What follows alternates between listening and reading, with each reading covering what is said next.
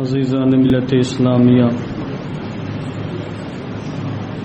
نہایت معزز حضرات، السلام علیکم ورحمۃ اللہ تعالی وبرکاتہ۔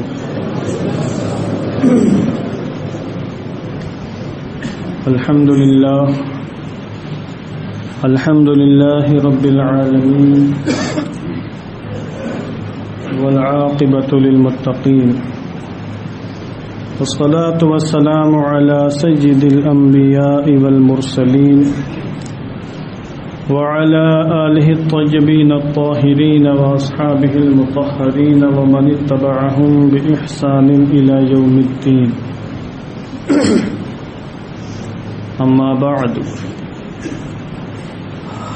فقد قال الله تعالى في القرآن المجيد والفرقان الحميد: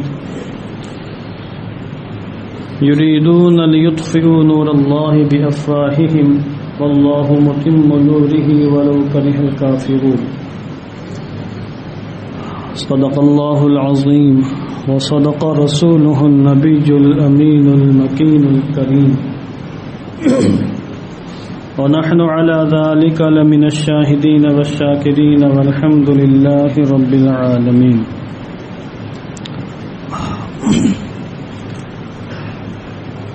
آئیے نہایت عقیدت و احترام کے ساتھ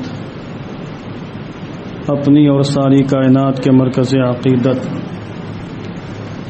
حضور رحمت عالم، جان عالم، فخر بنی آدم، سید الانبیاء والمرسلین، رحمت للعالمین، ارواحنا فداہ جناب محمد الرسول اللہ صلی اللہ تعالی علیہ وسلم کی مقدس بارگاہ میں درود و سلام کا ہدیہ محبت پیش کریں۔ اللہم صلی علی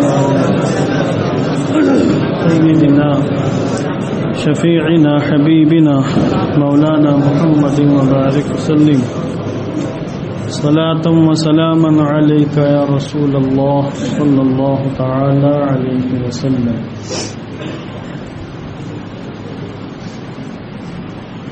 اللہ عز و جل کا بے پناہ فضل و کرم ہے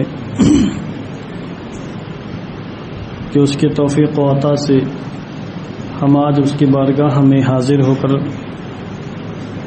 برکتوں اور سعادتوں سے سرفراز ہو رہے ہیں۔ دعا کرتا ہوں کہ اللہ عز و جل ہم سب کی حاضری قبول فرمائے اور ہماری پیشانیوں میں سجدوں کی سچی تڑپ پیدا فرمائے۔ مسلسل 3 ہفتوں سے کلام الہی قرآن مقدس کی حقانیت و صداقت کے حوالے سے میں نے کافی کچھ باتیں عرض کی ہیں، اور یہ ایسا عنوان، ایسا ٹاپک ہے کہ اگر میں اس پر بولوں یا کوئی بھی عالم دین بولنا چاہے تو پھر مدتوں تک بولتا رہے گا اور عنوان ختم نہیں ہوگا۔ آج اس سلسلے کی میری آخری گفتگو ہوگی، باقی آپ از خود مطالعہ کر کے بہت کچھ باتیں حاصل کر سکتے ہیں، جان سکتے ہیں۔ قرآن مقدس کلام ازلی ہے، کلام الہی ہے، اور اسی پر مذہب اسلام کی بنیاد قائم ہے۔ مذہب اسلام کے تمام عقائد، نظریات، افکار، مسائل، احکام، سب کی بنیاد قرآن مقدس پر قائم ہے، سب کا منبع قرآن مقدس ہے۔ اور قرآن مقدس کا کلام الہی ہونا یقینی قطعی دلیلوں سے ثابت ہے کہ کٹر سے کٹر دشمن اسلام بھی آج تک ان دلیلوں کو رد نہ کر سکا۔ تو قرآن مقدس پر مذہب اسلام کی بنیاد اور قرآن مقدس کلام الہی ہے، لہذا ثابت ہوا کہ مذہب اسلام ہی سچا مذہب ہے، اور توحید کا قول کرنے والے، توحید کا اعتقاد رکھنے والے، اللہ کی تمام باتوں پر یقین اور اطمینان رکھنے والے ہی کامیاب و کامران ہیں۔ میں نے اس سے پہلے عرض کیا کہ قرآن مقدس نے بہت سے چیلنج کیے اور آج تک ان کا جواب کسی سے بننا پڑا۔ چیلنج کے علاوہ قرآن مقدس نے پیش گوئیاں بھی فرمائی ہیں کہ فیوچر میں، مستقبل میں کیا ہونے والا ہے، بہت سے امور کے اور بہت سے حالات کے تعلق سے قرآن مقدس نے صدیوں پہلے ارشاد فرمایا تھا، اور قرآن مقدس کی ایک پیش گوئی بھی غلط ثابت نہ ہوئی۔ کچھ تو حضور کے زمانے ہی میں ثابت ہوئیں، کچھ حضور کے وصال فرمانے کے بعد متحقق ہوئیں، اور کچھ آج ثابت ہو رہی ہیں اور باقی آئندہ ثابت ہوں گی۔ کوئی بھی دنیا کی ایسی کتاب نہیں ہے کہ جس نے اس طرح کی پیش گوئیاں فرمائی ہوں جس طرح کی پیش گوئیاں قرآن مقدس نے فرمائی ہیں، اور ایسے ایسے حالات میں فرمائی ہیں کہ کسی کا وہم و گمان بھی وہاں تک نہیں جا سکتا تھا کہ جو قرآن کہہ رہا ایسا ہوگا بھی، ایسا ہو بھی سکتا ہے۔ خطرناک حالات میں، سنگین حالات میں قرآن مقدس نے پیش گوئیاں فرمائیں، اور پھر زمانے نے ثابت کر دیا کہ قرآن مقدس نے جو کچھ کہا ہے وہ سچ ہے۔ اس کے حوالے سے کچھ میں اشارات آج پیش کرنے کی کوشش کروں گا۔ جس زمانے میں آقا دو عالم نور مجسم صلی اللہ تعالی وسلم نے نبوت کا اعلان فرمایا، حضور کے اعلان نبوت سے قبل دنیا کی دو سپر پاور حکومتیں اس زمانے میں تھیں، ایران کی حکومت اور روم کی حکومت۔ رومیوں کو بھی سپر پاور مانا جاتا تھا، ایرانیوں کو یعنی فارسیوں کو بھی سپر پاور مانا جاتا تھا۔ قیصر روم اور شاہ ایران کے درمیان زبردست جنگ چھڑی، اور آپ یہ اچھی طرح جانتے ہیں کہ ایران میں مجوسیوں کی حکومت تھی جو آگ کی پوجا کیا کرتے تھے، جو خدا کو نہیں مانتے تھے، توحید کے قائل نہیں تھے، رسالت کے قائل نہیں تھے، آخرت کے قائل نہیں تھے، جنت دوزخ کا ان کے ہاں کوئی تصور نہیں تھا۔ وہ بت پرستوں کی طرح زندگی گزارتے تھے، اور ان کے مقابلے میں جو رومی حکومت تھی وہ عیسائیوں کی حکومت تھی۔ وہ لوگ حضرت عیسیٰ علیہ السلام کو مانتے تھے، دیگر نبیوں کو مانتے تھے، توحید کے قائل تھے اپنے اعتبار سے، اور آخرت کے قائل تھے، جنت دوزخ کے قائل تھے، یعنی بہت سی چیزوں کو ماننے والے تھے۔ تو مکۃ المکرمہ کے کفار و مشرکین مجوسیوں کی طرف تھے، اور مسلمان فطری طور پر یہ سمجھ لیجئے کہ ان کے دل میں یہ تمنا تھی کہ رومیوں کو غلبہ حاصل ہو، چونکہ وہ اہل کتاب ہیں، زبور پر، توریت پر، انجیل پر وہ ایمان رکھنے والے ہیں، تو ان کے دل کی تمنا یہ تھی کہ رومیوں کو کامیابی حاصل ہو۔ یہ میں بات کی بات کر رہا ہوں۔ تو حضور کے اعلان نبوت سے پہلے جنگ چھڑی، زبردست جنگ ہوئی، ایسی جنگ ہوئی کہ ہزاروں لاکھوں لوگ لقمہ اجل بن گئے، مار دیا گیا، اور بالآخر ادھر حضور نبوت کا اعلان فرمایا، ادھر ایرانیوں کو رومیوں پر کامیابی حاصل ہوئی، اور پورے جہاں جہاں بھی روم کی حکومت تھی وہاں وہاں ایران کی حکومت ہو گئی، حتیٰ کہ ملک شام تک ایران کی حکومت ہو گئی۔ بہت بڑی سپر پاور کی حیثیت سے اس کا ظہور ہوا۔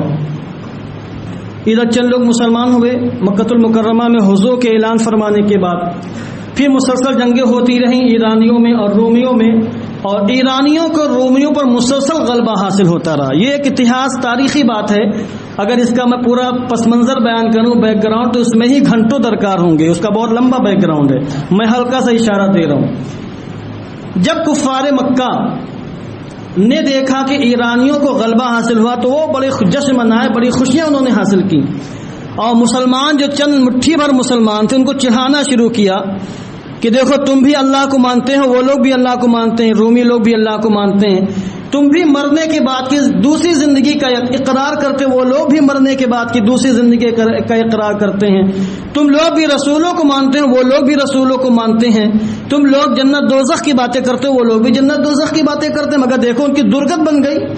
عیسائیوں نے ایرانیوں نے ان کے پرخچے اڑا دیے، مجوسیوں نے پرخچے اڑا دیے۔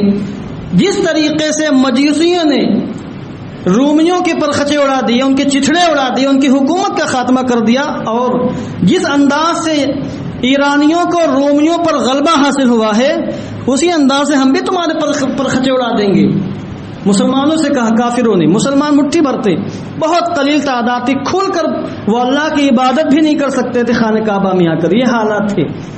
مگر جب انہوں نے طعنہ دیا مسلمانوں کو، رسول پاک کی شان میں توہین کی، گستاخی کی، تو 21ویں پارے میں ایک سورت ہے سورہ روم، وہ مبارک سورت نازل ہوئی، اور اس کی شروع کی 6 آیتیں کریمہ ایسی ہیں کہ جنہوں نے مسلمانوں کو بشارت دی، پیش گوئی فرمائی۔ اور اللہ نے فرمایا الف لام میم غلبت الروم فی ادنى الارض وهم من بعد غلبهم سيغلبون فی بضع سنین للہ الامر من قبل ومن بعد ويومئذ يفرح المؤمنون بنصر اللہ ينصر من يشاء وهو العزيز الرحیم وعد اللہ واللہ لا يخلف بعده ولیکن اکثر الناس لا يعلمون. غالباً یہ آخری آیت کریمہ تھوڑا سا مجھے شبہ ہو رہا ہے. 6 آیت کریمہ میں نے پیش کی آپ کے سامنے. وعد اللہ لا يخلف اللہ وعدہ ولیکن اکثر الناس لا يعلمون، یہ 6 آیت کریمہ. ان 6 آیت کریمہ میں قرآن مقدس میں 2 ٹوک لفظوں لب و لہجے میں واضح طور پر مسلمانوں کو بشارت دی، پیش گوئی سنائی. اور اب ترجمہ دیکھیں اس کا، اور اس زمانے کے حالات کو سامنے رکھیں کہ جب کہ کوئی تصور نہیں تھا کہ یہ رومی جو شکست کھا چکے ہیں ایرانیوں سے، یہ دوبارہ اٹھ کھڑے ہوں گے، ان کو غلبہ حاصل ہوگا، ان کو اقتدار حاصل ہوگا، پاور حاصل ہوگا، اور ان کی جو زمینیں ایرانیوں نے چھین لی ہیں یہ رومی دوبارہ ان زمینوں پر قبضہ کریں گے. کوئی تصور تک نہیں کر سکتا تھا ایسے حالات خراب. اس کی موٹی سی مثال آج یہاں مودی کی لہر پورے ہندوستان میں. ایسے میں کوئی کہے کہ نہیں اب وہ کانگریس آ جائے گی، بہت طاقتور طریقے سے کہے تو سب کھلی اڑائیں گے اس کی، کہ حالات ایسے نہیں ہیں کہ 2 3 4 سال میں تبدیلی آ جائے، ایسے حالات نظر نہیں آتے ہیں. اس سے بھی خطرناک حالات اس زمانے میں تھے. ایرانیوں کو مکمل غلبہ حاصل تھا، پوری دنیا کی امریکہ سے بڑی سپر پاور بن کے ابھر چکے تھے. رومیوں کو ان کے سامنے کوئی حیثیت نہیں تھی. مگر قرآن مقدس نے کیا کہا؟ الف لام میم غلبت الروم فی ادنى الارض، کہ قریب کی سرزمین میں روم شکست کھا گئے، روم مغلوب ہو گئے، ہار گئے ایرانیوں سے. وَهُمْ مِنْ بَعْدِ غَلَبِهِمْ سَيَغْلِبُونَ، مگر وہ لوگ مغلوب ہو جانے کے بعد عن قریب ہی جلد ہی غالب ہوں گے اور کامیابی ان کے قدم چومے گی. قرآن مقدس نے پیش گوئی کر دی. کتنے سالوں میں؟ اس کی بھی وضاحت کر دی، فی بضع سنین، چند سالوں میں. اس کے بعد آگے کی جو آیت کریمہ ہیں ان میں مسلمانوں کو بشارت دی گئی کہ ان قریب یہ رومی غالب آئیں گے، نصرانی غالب آئیں گے ایرانیوں پر، رومیوں کو کامیابی ملے گی. اور جس دن رومیوں کو کامیابی ملے گی اس دن مسلمانوں کو بھی فرحت و شادمانی میسر آئے گی، اللہ کی نصرت، اللہ کی مدد نازل ہوگی، مسلمانوں کو بھی کامیابی نصیب ہوگی. ایسے زمانے میں یہ آیت نازل ہوئی. اس کے بعد جب یہ آیت کریمہ مسلمانوں نے حضور نے کافروں کو سنائی تو انہوں نے کھلیاں اڑائی، بڑا مذاق اڑایا، بڑی تصریحیں لی، بڑی تالیاں بجائیں کہ عجیب باتیں کر رہے ہیں. یہاں تو چند اکا دکا مسلمان ہیں جن کو ہم کبھی بھی مسل سکتے ہیں، اور یہ دعویٰ کر رہے ہیں کہ وہ ہمیں شکست دے دیں گے، ہمیں ناکام و نامراد کر دیں گے، اور یہ دعویٰ کرتے ہیں کہ آسمان سے مدد نازل ہوگی اور اسلام غالب ہو جائے گا. اور یہ رومی جن کو ایرانیوں نے مسل کے رکھ دیا، یہ رومی کامیاب و کامران ہو جائیں گے. یہ کیسی باتیں کر رہے ہیں؟ بڑا مذاق اڑایا گیا، تفریحیں لی گئیں. حضرت صدیق اکبر رضی اللہ تعالیٰ عنہ سے امی بن خلف نے کہا کہ تمہارے قرآن میں تو یہ باتیں آ گئی ہیں، میں تم سے شرط لگانا چاہتا ہوں. اب یہاں کے علمی گفتگو سنیں آپ. قرآن مقدس نے فرمایا فی بضع سنین، چند سالوں میں. بضع با ضاد عین، یہ عربی کا ایک لفظ ہے، یہ 3 سے لے کر 9 تک بولا جاتا ہے، کم سے کم 3 اور زیادہ سے زیادہ 9. تو حضرت صدیق اکبر نے کہا، قرآن مقدس میں یہ کہا کہ ہم چند سالوں میں رومیوں کو غلبہ دیں گے، تم پر میں اس پر شرط لگانا چاہتا ہوں 9 سال کے اندر رومیوں کو غلبہ حاصل ہوگا. صدیق اکبر نے، ان کا ایمان کتنا مضبوط تھا، حالات تو بڑے خراب تھے، مگر انہوں نے جب اللہ نے فرما دیا تو آمنا و صدقنا، تصدیق کی صدقے دل کے ساتھ. اور ابی بن خلف کافر سے کہا کہ 100 اونٹ کی شرط تم سے لگا سکتا ہوں میں کہ 9 سال کے اندر رومیوں کا غلبہ حاصل ہوگا. اگر 9 سال کے اندر رومیوں کا غلبہ حاصل نہ ہو اور ایران ناکام و نامراد نہ ہو تو 100 اونٹ تم مجھ سے لے لینا. اگر 9 سال کے اندر رومیوں کو غلبہ حاصل ہو جائے، ایران ناکام ہو جائے تو 100 اونٹ تم مجھے دے دینا. اس طریقے سے شرط لگا لی. اب دیکھیں 7 سال ہی کی مدت ہوئی تھی، ادھر مسلمان بڑھتے گئے اور ظالموں کا ظلم بڑھتا گیا. شعیب ابی طالب کا واقعہ بھی پیش آیا، مسلمانوں کو محصور کیا گیا، طرح طرح کی ان پر ظلم و زیادتی کے پہاڑ توڑے گئے. بالآخر ہجرت کا زمانہ آیا اور حضور نے مسلمانوں کو کہا کہ تم ہجرت کر کے مدینہ منورہ پہنچو. اسی دور میں مسلمان ہجرت کر کے حبشہ بھی گئے تھے، اور حبشہ کا جو ایرانی بادشاہ جو عیسائی بادشاہ تھا جس کا نام نجاشی تھا، اس نے باقاعدہ مسلمانوں کی آؤ بھگت کی، ان کو وہاں امان دی. اس کے بعد دوسری ہجرت کا دور شروع ہوا اور مسلمان ہجرت کر کے مدینہ منورہ تشریف لانے لگے. 7 سال کے بعد یعنی 5 سال کے بعد ہجرت کا دور شروع ہوا. پھر اس کے 2 سال کے بعد غزوہ بدر کا معرکہ، غزوہ بدر پیش آیا میدان بدر میں سن 2 ہجری میں. اور مسلمانوں کو جب کافروں نے مدینہ آنے کے بعد رہنے نہ دیا تو پھر ایک حق و باطل کی زبردست جنگ ہوئی جس کو دنیا جنگ بدر اور غزوہ احد سے جانتی ہے، جس میں مسلمانوں کی تعداد صرف 313 تھی اور کافروں کی تعداد کم و بیش 1000 تھی. مسلمانوں کے پاس اسلحے نہیں تھے اور جنگ کی کوئی تیاری بھی نہیں تھی، کھانے پینے کا سامان تک ان کے پاس موجود نہیں تھا، گھوڑے بھی ان کے پاس نہیں تھے، جبکہ کافروں کے پاس سارے اسباب حرب تھے، جنگ کے سارے سامان موجود تھے، شکم سیر بھی تھے، ان کے پاس طرح طرح کے اس زمانے کے لحاظ سے طرح طرح کے جدید ایجاد کردہ ہتھیار ان کے پاس موجود تھے. کوئی تصور نہیں کر سکتا تھا کہ مسلمانوں کو غلبہ حاصل ہوگا. مگر آپ نے دیکھا کہ جب ہجرت شروع ہوئی تو ادھر ہجرت کا موسم شروع ہوا، مسلمان ہجرت کر کے مدینہ آنے لگے، ادھر انقلاب آنا شروع ہو گیا اور رومیوں کے پاس طاقت آنی شروع ہو گئی. اور روم کا دوسرا بادشاہ ہرقل جب وہ بنتا ہے تو اس سے پوری طاقت و توانائی کے ساتھ متحد ہو کر ایران پہ حملے کرنے شروع کیے. وہ ایران جو مسلسل آگے بڑھتا چلا جا رہا تھا، ایران تھم گیا، اب اس کا زوال شروع ہو گیا. ادھر ہجرت کا زمانہ شروع ہو گیا سن 2 ہجری میں میدان بدر میں، جہاں ایک طرف حضور رحمت عالم جان عالم نے 313 صحابہ کے ساتھ کفار مشرکین کو شکست فاش دی، وہاں مدائن میں ملک شام میں رومیوں نے ایرانیوں کو مکمل طریقے سے شکست فاش دی تھی. اب دیکھیں 7 سال کے عرصے ہی میں کیسے انقلاب آئے. پیش گوئی قرآن مقدس نے 7 سال پہلے کی تھی، جب حالات ایسے خراب تھے کہ کوئی بھی عقل مند انسان یہ تصور نہیں کر سکتا تھا کہ رومیوں کو کامیابی ملے گی، ایران ناکام و نابراد ہو جائیں گے، یا یہ کہ مسلمانوں کو کامیابی ملے گی اور یہ کافر ناکام و نابراد ہو جائیں گے. مگر قرآن مقدس نے ایک ساتھ 2 بشارتیں دی تھیں کہ رومیوں کو بھی کامیابی ملے گی، اور جس دن رومیوں کو کامیابی ملے گی اسی دن مسلمانوں کو بھی کامیابی نصیب ہوگی. اسی دن غزوہ بدر کا معرکہ جس دن پیش آیا، ادھر مسلمان کامیاب و کامران ہوئے اور اللہ کی نصرت، اللہ کی مدد فرشتوں کی شکل میں نازل ہوئی اور مسلمانوں کو کامیابی ملی. ادھر مدائن کے میدان میں اور ملک شام کے وسیع و عریض میدانوں میں رومیوں نے ایرانیوں کو بھی دوڑا دوڑا کر مارا، اور جن جن زمینوں پر ایرانیوں کا قبضہ ہو چکا تھا ان زمینوں پر دوبارہ رومیوں کا قبضہ حاصل ہوا. یہ قرآن مقدس کی وہ پیش گوئی ہے کہ لوگ ہکا بکا رہ گئے. اور یہ ابی بن خلف یہ تو مر چکا تھا، شرط جیتی صدیق اکبر نے، جو کہ 7 سال کے اندر رومیوں کو کامیابی حاصل ہوئی. تو صدیق اکبر رضی اللہ تعالیٰ عنہ نے ابی بن خلف کے کافر و مشرک خاندان سے کہلا بھیجا کہ تمہارے اندر غیرت ہے تو لا 100 اونٹ واپس کرو، 100 اونٹ دو ہم کو، تمہارے باپ نے شرط رکھی تھی.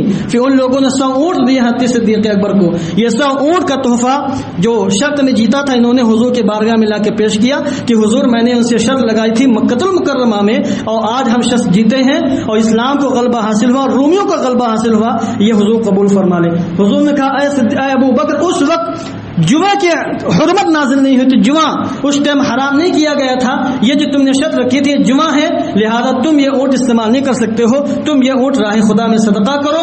انہوں نے فوراً سارے اونٹ راہ خدا میں صدقہ کر دیے. یہ اسلام کے پیش گوئی.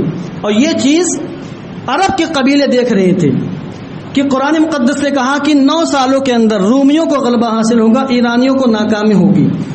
جب انہوں نے دیکھ لیا کہ واقعی 7 سال کے اندر ہی اندر رومیوں کو غلبہ حاصل ہو گیا، جبکہ جس زمانے میں قرآن مقدس نے کہا تھا اس کا تصور کوئی نہیں کر سکتا تھا، تو بہت سے قبیلے قرآن مقدس کی اس پیش گوئی کی صداقت کو دیکھ کر حضور کی بارگاہ میں آئے، دامن اسلام سے وابستہ ہو گئے کہ وہ قرآن کہ جس نے پیش گوئی کی اور پیش گوئی سچ ثابت ہوئی تو پتہ چلا کہ قرآن یہ محمد عربی کا بنایا ہوا کلام نہیں ہے، یا اللہ عز و جل کا نازل کیا ہوا کلام ہے.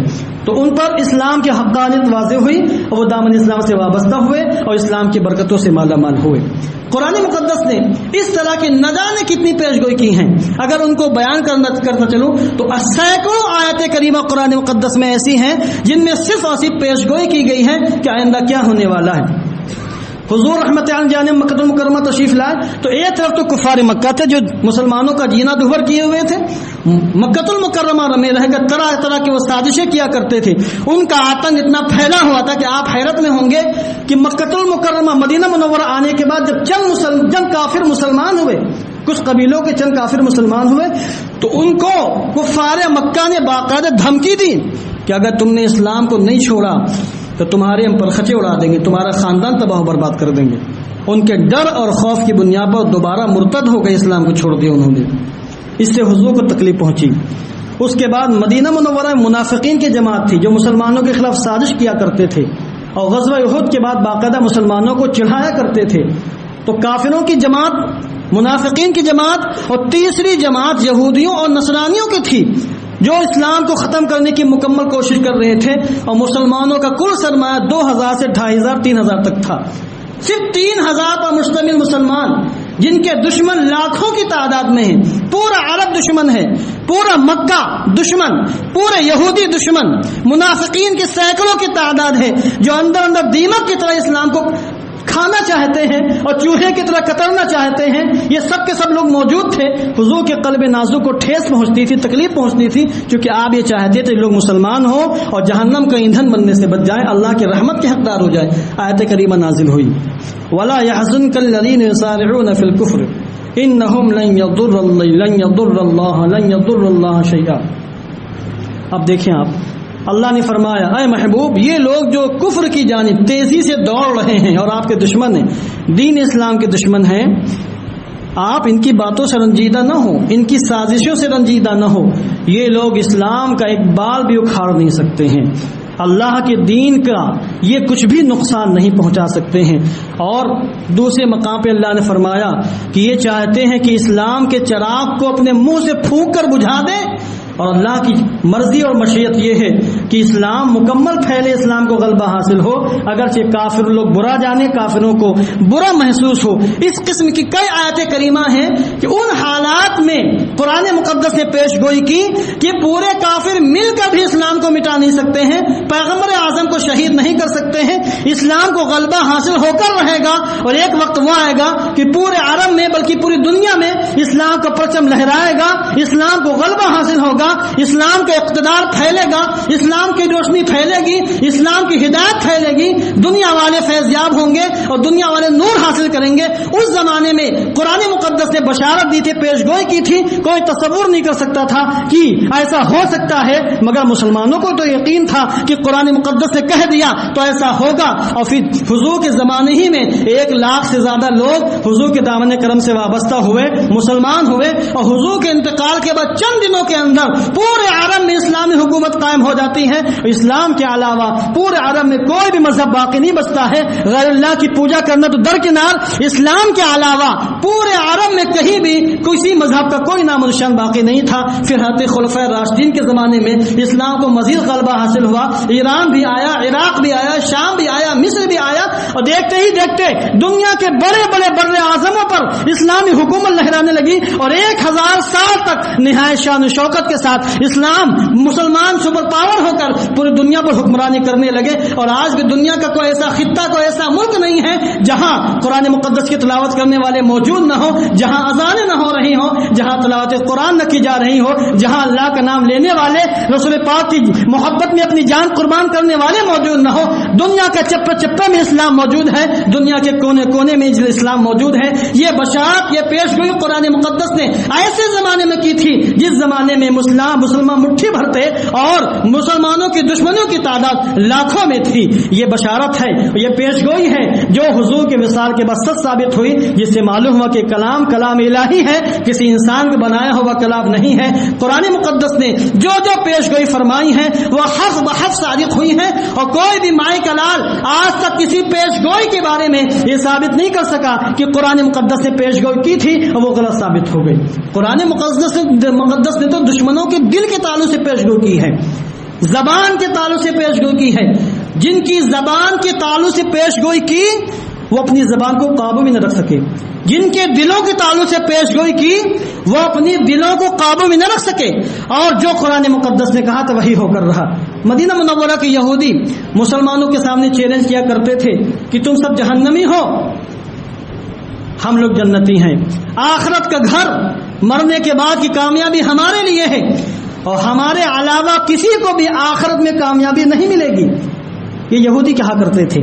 تو قرآن مقدس کی آیت کریمہ نازل ہوئی اور کہا، پہلے پارے میں ہے، قل ان کانت لکم الدار الآخرۃ عند اللہ خالصۃ من دون الناس فتمنوا الموت ان کنتم صادقین۔ اے محبوب، آپ ان یہودیوں سے فرما دیں کہ اگر آخرت کا گھر صرف تمہارے لیے کسی اور کے لیے نہیں ہے تو پھر موت کی تمنا کرو، ان کنتم صادقین، اگر تم سچے ہو موت کی تمنا کرو، دنیا میں کیوں رہ رہے ہو؟ جب جنت کی نعمتیں تمہارے ہی لیے ہیں اور آخرت کا گھر صرف تمہارے لیے کسی اور کے لیے نہیں ہے تو پھر دنیا میں رہ کر مشقتیں کو برداشت کر رہے ہو؟ موت کی تمنا کرو اگر تم سچے ہو۔ تمنا دل سے ہوتی ہے، زبان سے تمنا کا فقط اظہار ہوتا ہے، تمنا دل میں ہوتی ہے، زبان سے اس کو بیان کیا جاتا ہے۔ تو اس چیز کا تعلق دل سے تھا، مگر آگے اللہ نے مہر لگا دی وَلَن يَتَمَنَّوْهُ أَبَدًا، اور یہ لوگ ہرگز کبھی بھی موت کی تمنا نہیں کریں گے، بما قدمت ایدیہم، ان کرتوتوں کی وجہ سے جو پہلے کر چکے ہیں۔ اب آپ دیکھیں قرآن مقدس سے ان کے دلوں کے بارے میں کہا کہ یہ یہودی موت کی تمنا کبھی نہیں کریں گے۔ سمپل سی بات تھی، یہودی آتے حضور کی بارگاہ میں اور کہتے آپ کا دعویٰ یہ ہے کہ کلام الہی ہے، یہ قرآن سچا قرآن ہے، دین اسلام سچا مذہب ہے۔ اس نے کہا ہم موت کی تمنا نہیں کریں گے، لیجئے ہم موت کی تمنا کر رہے ہیں، آپ کا قرآن غلط ہو گیا۔ قرآن نے کہا ہم موت کی تمنا نہیں کریں گے اور دیکھیں ہم موت کی تمنا کر رہے ہیں، قرآن غلط ثابت ہو گیا۔ مگر تاریخ گواہ ہے کہ وہ کبھی بھی موت کی تمنا نہیں کر سکی، کیونکہ ان کو پتا تھا کہ اگر موت کی تمنا کی تو ملک الموت آ کر ابھی ہمارا ٹیٹوا دبائیں گے اور ابھی ہماری روح نکال کر ہم کو جہنم میں ٹھوس دیں گے۔ ان کو پتا ہے کہ ہم جہنم میں جانے والے ہیں، آخرت کی کامیابی ہمارے لیے نہیں ہے، چونکہ ان کو اپنی سرکشی پتا تھی، اپنے بارے معلوم تھا، تو وہ موت کی تمنا نہ کر سکے۔ قرآن مقدس نے ان کے دل کے بارے میں کہا کہ موت کی تمنا نہیں کریں گے، اور قرآن مقدس کی یہ پیش گوئی سچ ثابت ہوئی اور وہ موت کی تمنا نہیں کر سکے۔ حضور نے فرمایا کہ اگر یہ یہودی موت کی تمنا کرتے تو سب کے سب مر جاتے اور سب کے سب ہلاک ہو کر جہنم کا ایندھن بن جاتے۔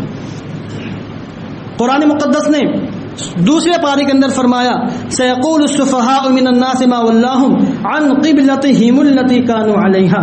اب آپ جانتے ہیں کہ مدینہ منورہ تشریف لانے کے بعد کئی مہینے، تقریباً 16.5 مہینے تک بیت المقدس کی جانب جو فلسطین میں ہے مسلمان چہرہ کر کے نماز پڑھتے رہے، مگر حضور کی تمنا یہ تھی کہ خانہ کعبہ جو حضرت ابراہیم نے قائم فرمایا اسے مسلمانوں کا قبلہ بنا دیا جائے۔ 16.5 مہینے کے بعد یا 17 مہینے کے بعد اللہ کو حکم نازل ہوا اور اس کو قبلہ بنا دیا گیا۔ مگر تحویل قبلہ سے پہلے، خانہ کعبہ کو قبلہ بنائے جانے سے پہلے اللہ نے پیش گوئی فرما دی کہ محبوب جب یہ خانہ کعبہ مسلمانوں کا قبلہ بنے گا تو بیوقوف لوگ اعتراض کریں گے، یعنی یہودی اعتراض کریں گے، بیوقوف لوگ اعتراض کریں گے مسلمانوں کے اوپر کہ کس چیز نے مسلمانوں کو ان کے پہلے والے قبلے سے پھیر دیا، کیوں انہوں نے پہلے والا قبلہ جو بیت المقدس میں ہے اس کو چھوڑ دیا، کیوں انہوں نے خانہ کعبہ کو قبلہ بنا لیا، اعتراض کریں گے۔ یعنی ابھی اعتراض کیا نہیں، پہلے قرآن مقدس نے فرما دیا کہ جب خانہ کعبہ کو قبلہ بنایا جائے گا تو یہ اعتراض کریں گے۔ تو اب جب خانہ کعبہ کو قبلہ بنایا گیا تو وہ آتے حضور کی بارگاہ میں یہودی، سادہ سی بات تھی کہ آپ کے قرآن نے کہا کہ ہم اعتراض کریں گے، لیجئے بھائی ہمیں کوئی اعتراض نہیں ہے۔ اگر اللہ نے آپ کے خدا نے خانہ کعبہ کو مسلمانوں کا قبلہ بنا دیا تو ہمیں کوئی اعتراض نہیں ہے، ہم خوشی خوشی سے قبول کر رہے ہیں۔ مگر نہیں، وہ اپنی زبان پر قابو نہ رکھ سکے اور قرآن مقدس کی صداقت پر خود انہوں نے مہر ماری ہے اور وہ باقاعدہ اعتراض کرنے پر مجبور ہوئے، زبان قابو میں نہ رہی۔ قرآن مقدس نے کہا تھا کہ یہ اعتراض کریں گے اور پھر انہوں نے اعتراض کیا۔ اعتراض کرنے کے بعد ایک طرف قرآن مقدس کی صداقت پر مہر ماری اور قرآن مقدس کی سچ ہونے کا اعلان کیا، اور دوسری طرف اپنے بیوقوف اور احمق اور گدھے پن کا بھی انہوں نے اعلان کر دیا، کیونکہ قرآن مقدس نے کہا تھا بیوقوف اور احمق اور گھامل قسم کے لوگ اعتراض کریں گے۔ انہوں نے اعتراض کر کے ثابت کر دیا کہ دنیا میں جتنی بھی قومیں ہیں سب سے بڑی بیوقوف اگر کوئی قوم ہے تو قوم یہود ہے۔ تو اس قسم کی بے شمار بشارتیں، پیش گوئیاں قرآن مقدس کے اندر موجود ہیں اور کوئی بھی ان کے خلاف نہیں کر سکا۔ یہ ساری چیز اس بات کی کھلی دلیل ہے کہ قرآن مقدس کلام الہی ہے، اور چونکہ قرآن مقدس مذہب اسلام کی بنیاد قائم ہے، ثابت ہو گیا کہ مذہب اسلام ہی سچا مذہب ہے۔ اس لیے قرآن مقدس میں اللہ نے صاف لفظوں میں اعلان فرما دیا ان الدین عند اللہ الاسلام، بے شک سچا دین اللہ کے نزدیک دین اسلام ہی ہے، اس کے علاوہ کوئی بھی دین کسی کا رب تعالیٰ کی بارگاہ میں قبول نہیں کیا جا سکتا ہے۔ کوئی انسان کتنا ہی نیک صالح پرہیزگار بنتا پھرے مگر وہ دین اسلام کو قبول کیے بغیر رب تعالیٰ کی بارگاہ میں ہرگز مقبول نہیں ہو سکتا ہے۔ اب سائنسی حوالے سے بھی قرآن مقدس کی صداقت ثابت ہے، اس پر کتابیں باقاعدہ موجود ہیں، ہمارے علماء نے، پروفیسر حضرات نے، دکتور حضرات نے درجنوں کتابیں لکھی ہیں. آپ گوگل پر سرچ کریں گے قرآن اور سائنس، اسلام اور سائنس کے حوالے سے آپ کو درجنوں کتابیں مل جائیں گی کہ آج کی جدید سائنس اور میڈیکل سائنس بھی قرآن مقدس کی حقانیت کا اعلان کر رہی ہے. آپ اس میں ڈاؤن لوڈ کریں کتابیں، انگریزی میں بھی مل جائیں گی، آپ کو ہندی میں بھی مل جائیں گے. آپ پڑھیں اور پھر آپ دیکھیں کہ قرآن مقدس نے جو چیزیں پہلے بیان کی تھیں آج کے جدید سائنس ان چیزوں کو ثابت مان رہی ہے. وآخر دعوانا ان الحمد للہ رب العالمین. السلام علیکم ورحمۃ اللہ وبرکاتہ.